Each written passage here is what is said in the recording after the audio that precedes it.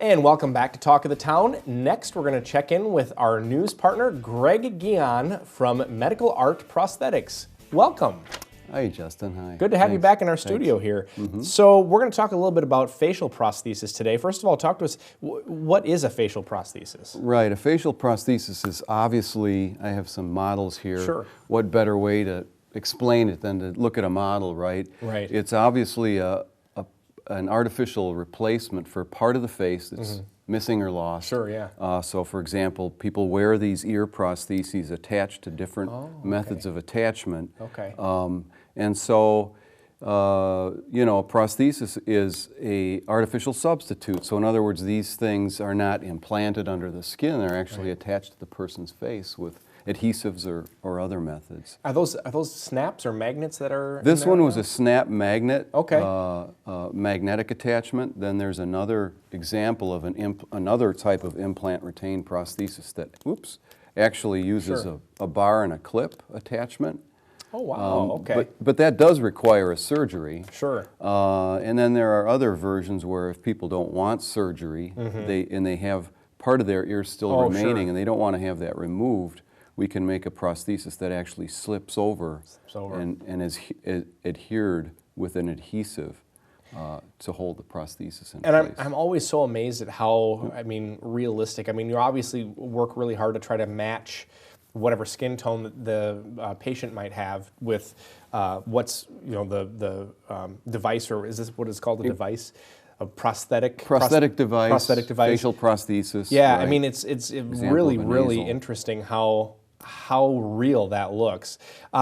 So this is obviously a pretty small specialty. Why open a private practice in this small specialty? Well, I was in Texas in another university position. It was the third university-based position that I'd had back in 1984, early 1985, and I just decided after working in a university environment for a number of years that I felt that I could do more with the specialty if I took it upon myself, opened a private practice, and kind of dived into it using my own initiative and kind of taking a personal approach to the making and delivery of these devices rather than a kind of regimented or a university environment.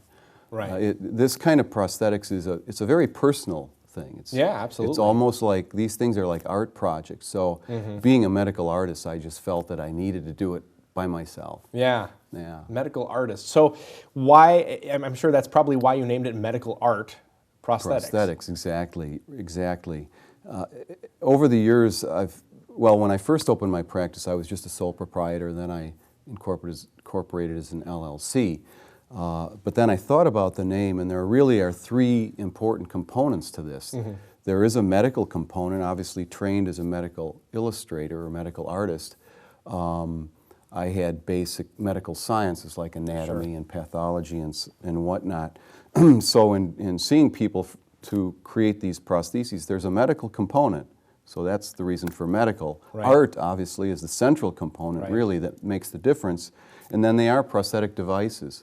And there are other medical artists and medical art companies that I can be confused with, but there's really the three components that are crucial to actually delivering these. Sure.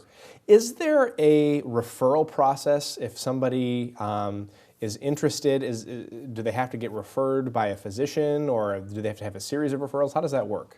It works all different ways. People come directly from physicians, sometimes from a direct referral.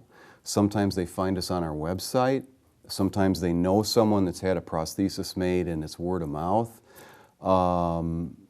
But because it's a misunderstood area, I always tell people that they can't always rely on one physician's notion of where they should go, because obviously doctors, how often do they actually themselves even encounter the need to refer a patient for a prosthetic nose? So they're caught in the situation that they're busy, they don't really know who the experts are, so they sometimes enlist somebody in their office to go on the web and look for somebody. So it's difficult. We're kind of like finding a needle in a haystack. Yeah, I suppose. So the thing, people almost really have to take it upon themselves to do their own research, go on websites and really search. Yeah, absolutely. Well, Greg Gion from Medical Art Prosthetics, thank you so much for joining us. If you would like to find out more, check out their website or give them a call. Thanks again for joining us today. Thanks. Don't go away. There's more Talk of the Town coming up right after this. Stick around.